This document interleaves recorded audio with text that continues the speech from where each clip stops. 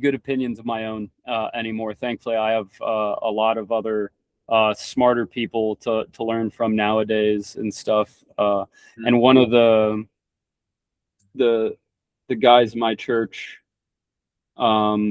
he's a Jordanian Christian, so he grew up in a Muslim country. His family's Christian. His family's been Christian. He lived under that and grew up under that. And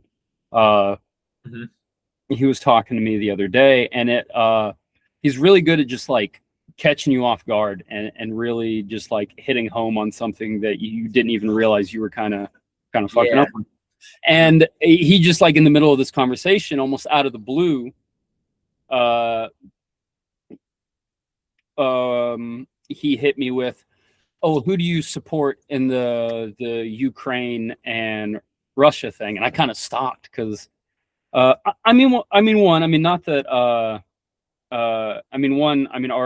church, it's really not one for politics. There's all types there, and it really doesn't matter at the end of the day. It's kind of like whoever you root for in WWE. I'll be honest with you. Yeah. Now, just to clarify, are you because I remember you said Orthodoxy, but you are Eastern Orthodox? Is that the... I'm Eastern Orthodox. We're part of the Antioch. Not to get into 2,000 years of church history or anything crazy, but my church is under the Antiochian diocese from the original city of Antioch, all that kind of thing. It's still there. It's the same one. It's the one you read about in Acts. But anyways, he was back to the fellow I was talking about. Yeah, he asked me that, and again, you have this kind of thing of like, well, one, we do live in a time now where we're like, oh, I don't want to say the wrong thing, right?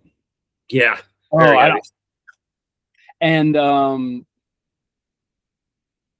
I want to. You want to have the best take, the best idea of whatever is going on in the world, right? You want to have. Sometimes you want to have the most niche one. You want to have the most enlightened one. I was just kind of caught off guard, and I was like, you really care about what other people think, literally, and you're essentially people pleasing, but on a large scale. Right. And I had to sit there and think, and of course, anyone who might have, looked into the Orthodox Church online, you're going to first have to probably sweep your way through a cavalcade of ortho bros. It's exactly like it's the exact same archetype as your bro vet or your trad west bullshit kind of thing. Whoa, okay. Is it some like hardcore like Eastern European guy who sells like kebabs? No. It's the exact opposite. It is a guy exactly like me. It's somebody who grew up in the Western world. He's probably a white guy between the age of 17 to 35.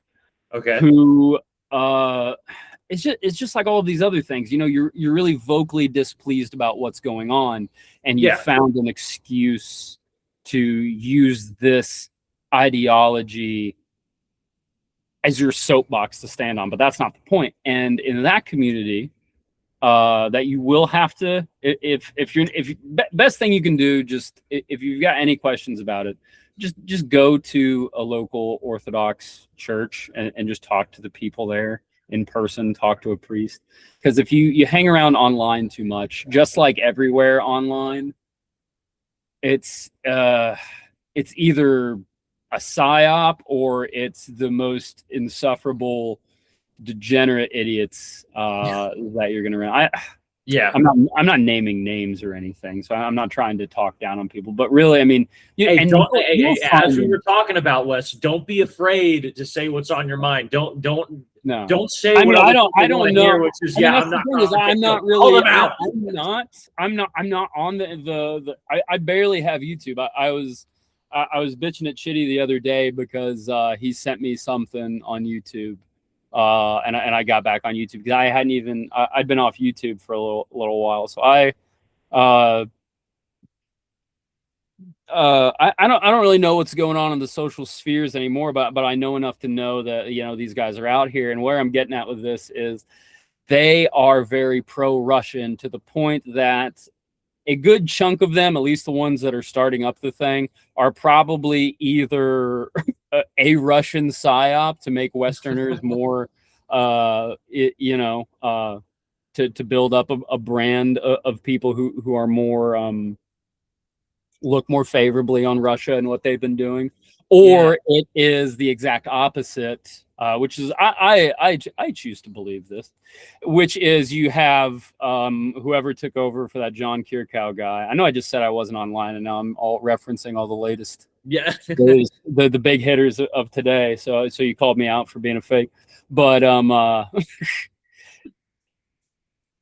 who's trying to pin, and you've already seen it a little bit in a few articles and in some discourse and stuff, if you dig around some of the Times, and even a few things that have been proposed by senators, that the Orthodox Church as a whole is a Russian tool, which is just doesn't really make any sense. But long story short, I said, I guess Russia, because I don't really like some of the stuff that Ukraine's been doing. Yeah. And he had this humbling moment, because I wasn't, and again, I tried to do the whole waffle about centrist thing of being like, but I don't really know. And he said, and he just like kind of cut me off, and he was like, every day in our liturgy, we pray for peace in this city and in every city. If you pray for peace in this city and in every city, you cannot then go and support a side in a war. Really?